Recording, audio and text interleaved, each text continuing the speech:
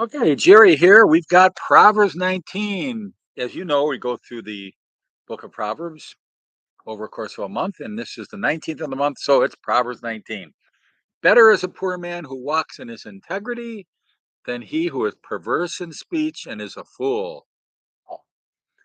Also, it is not good for a person to be without knowledge. He who hurries his footsteps errs, that's an errors. The foolishness of man ruins his way, and his heart rages against the Lord. Yes. We don't want to rage against the Lord, so let's not be foolish. Let's be wise and pray for wisdom. By the way, the book of James says if you pray for wisdom, God will not hold back. He will give it to you. He will not allow it to be blocked. He will give you wisdom. So pray every day for wisdom. He's glad to give you wisdom instead of folly. I don't know anybody who would ever pray for folly. Maybe a fool would, whatever. Wealth adds many friends, but a poor man is separated from a friend. Yeah, it's just money greases the wheels sometimes. It's sad. But, if you're at a restaurant and say, "I'm sorry, sir, it's all booked up," you slip the person a $100 bill, they say, "Oh, we just had an opening." It's life. A false witness will not go unpunished, and he who tells lies will not escape. So let's try not to lie. Don't get all hung up if you tell a lie here or there. We don't want to lie at all, but I mean, it's a lifestyle of lying that could keep you separated from God. So get rid of these lifestyle issues.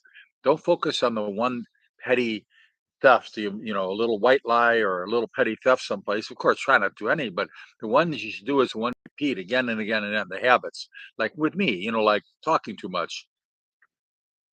If you talk too much, do a show like me. You get it out of your system. And then when you're with real people, not virtual, where you have a conversation, shut up and listen. Listen more. God made two ears and one mouth, right? I am completely preaching myself here, not you.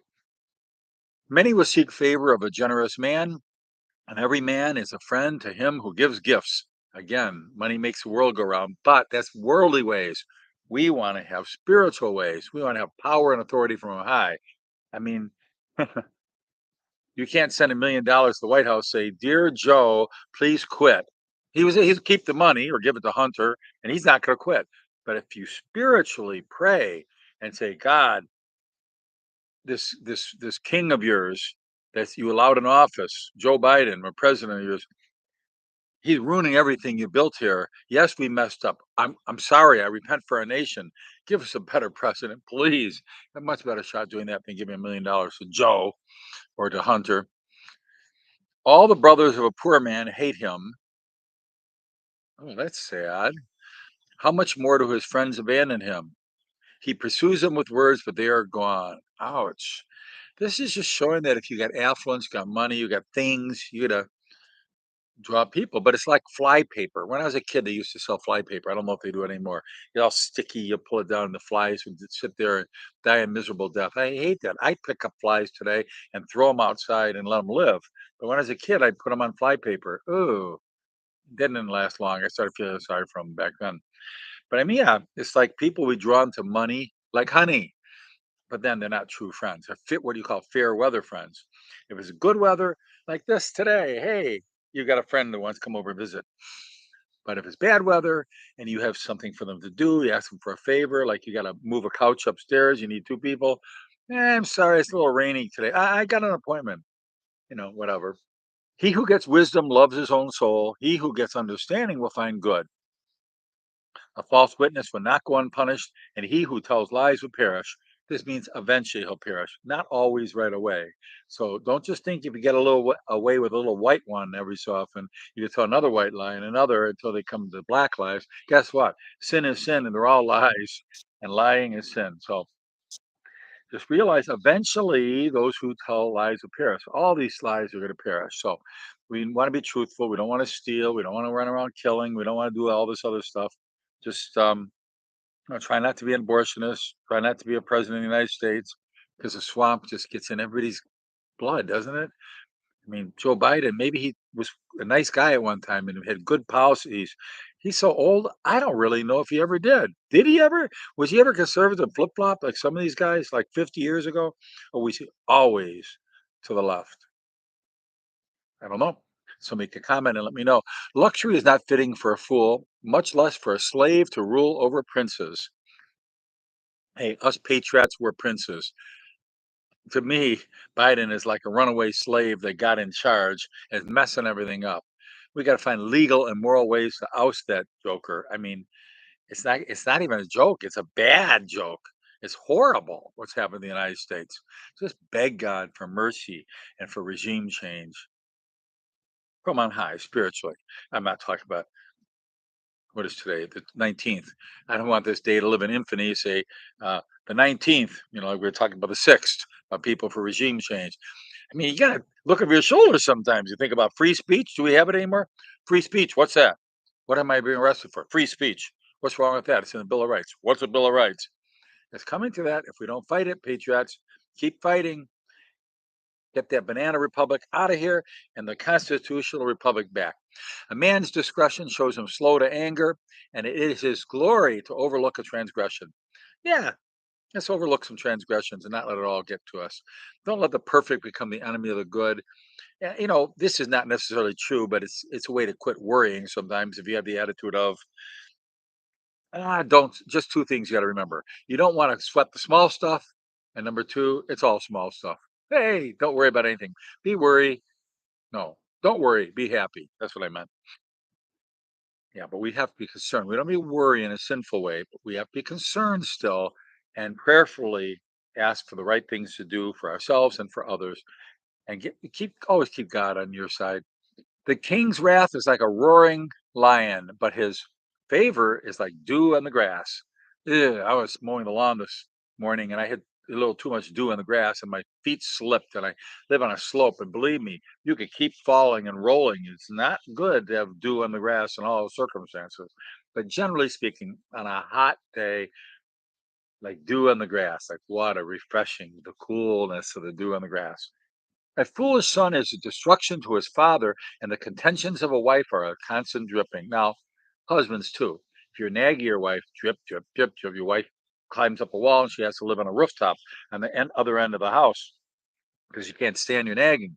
And conversely, women, you may not call it nagging, but you may call it reminding. I used to tell my wife, "Hey, you only have to tell me twice."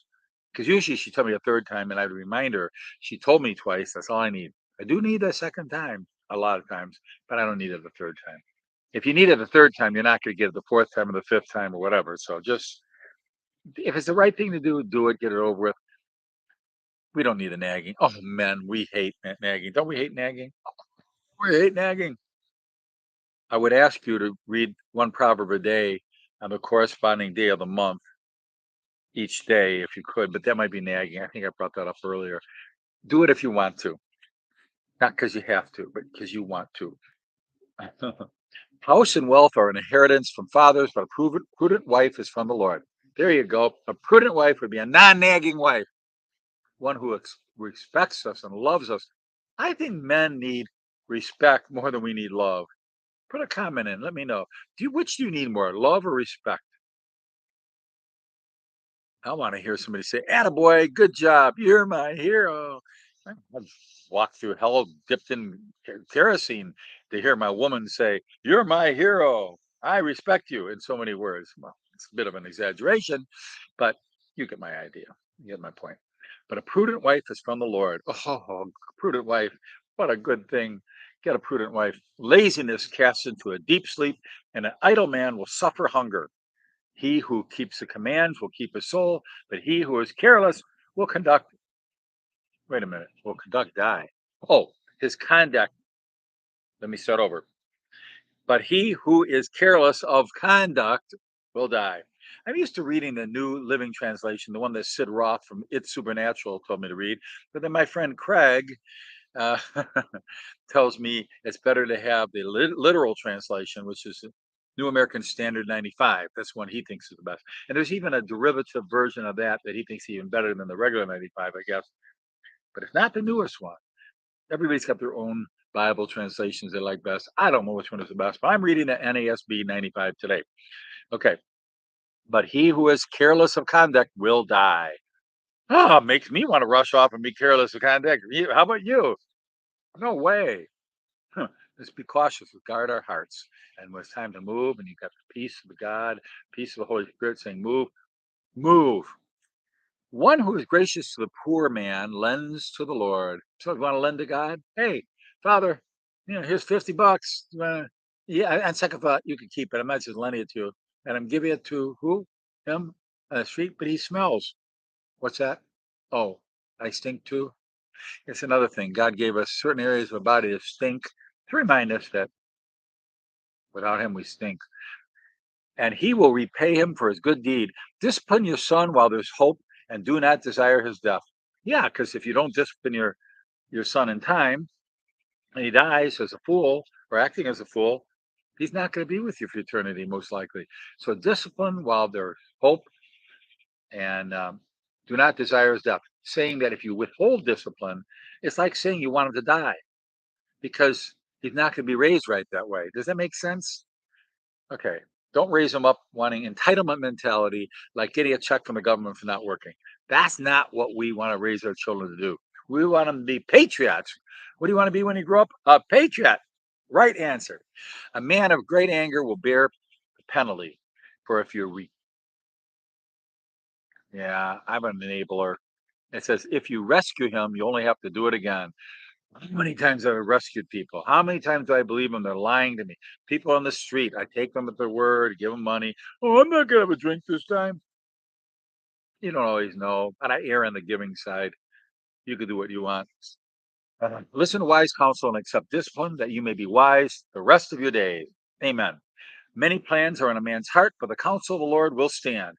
What is desirable in a man is his kindness, and it is better to be a poor man than a liar. Okay, so let's be kind and let's not lie.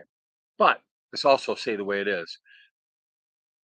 This administration, this Biden administration, is like hell on earth right now. Don't compromise and don't think it's okay. It is not okay. Tell the truth. It is not okay. If your friends try to get you to go along and stop being such a conservative and go against Trump's policies, for instance, say no. His policies are excellent, except for the one about this thing. If I say the C word, they may throw me off this network again, but we know what we're saying. And it's better to be a poor man than to be a liar. The fear of the Lord leads to life, so that one may sleep satisfied, untouched by evil. You want peaceful sleep? Ah, I do. Unfortunately, I'm always doing battle in my dreams, it seems, and trying to resolve problems. But hey, maybe one of these days I'll have a really peaceful one and I can tell you about it. The sluggard buries his hand in the dish and will not even bring it to his mouth. Can you imagine somebody that lazy? They put their hand to the food and they go, oh, too lazy to bring it in my mouth. Will somebody feed me? That's like what the government is doing to people, giving welfare, encouraging them not to work, making lazy oaths out of us all. Not all of us patriots, we work hard for our money. Bricklayers, carpenters, whatever, keyboard. What do I do? I'm always on the keyboard. I don't know what I do. I'm a publicist by trade. That's right. Strike a scoffer, and the naive may become shrewd, but blah, blah, reprove one that has understanding, and he'll gain knowledge. Hey, if you correct a wise man, he's not going to get all bent out of shape, his feathers all ruffled. He's going to say, "Thank you. I want to be wiser. Thank you for the correction." But just don't put him in his face. Say, "You idiot! Yeah, screwed up doing it this way." Be a little bit diplomatic. We're not lying, but just be a little diplomatic. He who assaults his father and drives his mother away is a shameful and disgraceful son. I think that one goes without saying. Cease listening, my son, to discipline, and you will stray from the words of knowledge. That makes sense. A rascally witness. I think of being a little kind here. What the original Hebrew was probably worse than a rascal. Probably might be a four-letter word. Who knows? A rascally witness makes a mockery of justice. We must restore justice, folks, to our republic. So it's no longer a banana republic, and it's now a constitutional republic again. But all these false, rascally witnesses and bureaucrats in Washington are drinking swamp water or something. They're becoming worse swamp creatures than we ever dreamed. And the mouth of the wicked spreads iniquity. Judgments are prepared for scoffers and blows for the back of the fools. Now, what is a worse strike you could do on a fool's back? If they're in Washington, yeah, basically get them out of office. That's the discipline they need. They need to be out of office, away from injecting that swamp water into their veins. I mean, give me a break. They're becoming bigger and bigger swamp creatures every day. So that does it for Proverbs chapter 19, verses 1 through 29. Thanks for being with me. I'm Jerry, your host, and we'll see you tomorrow for Proverbs 20.